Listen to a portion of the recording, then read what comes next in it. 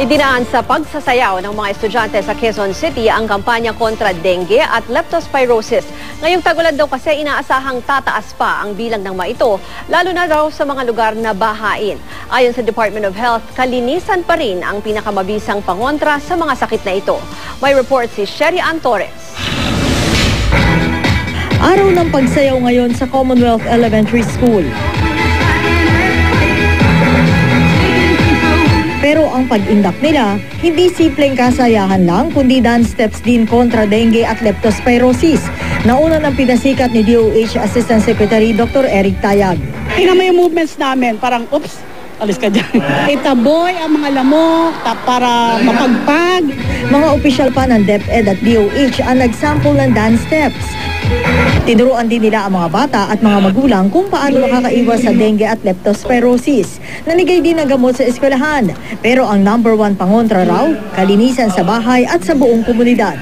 Ito ini-integrate sa lesson nila, no? At maliban doon, nakikita nyo naman yung cleanliness ng ating paaralan. Sa Commonwealth Elementary School napili ng DepEd at DOH na simula ng kampanya dahil sa dami ng mga estudyante rito. Ang school ang captive audience natin. Yung kaalaman na ito na ibibigay sa school, madaling madadala sa mga bahay nila.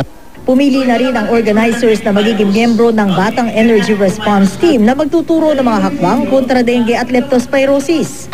Kukumbisin ko po sila para sabihin po sa kanila na gawin po natin ito, mama, papa at mga kapatid ko. Ilinis.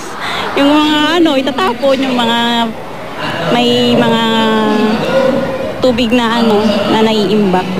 Sa tala ng DOH, may 3,272 dengue at 43 leptospirosis cases mula January hanggang June 30, 2012 sa NCR. Pero bumaba raw ito ng 66% sa unang 6 na buwan ngayong taon.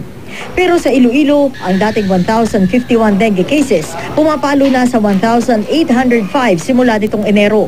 10 na ang namatay. Sa Dingras, Ilocos Norte, sama-sama namang nagtabas ng damo at naglinis ang mga residente matapos samaan ng dengue ang 8 magkakapitbahay na malapit sa eskwelahan. Ang mga pasyente nasa edad 7 hanggang 15. Nababahala tuloy ang mga residente dahil nitong nakaraang taon, nagkaroon ng dengue outbreak doon. Sherry Ann Torres, GMA News.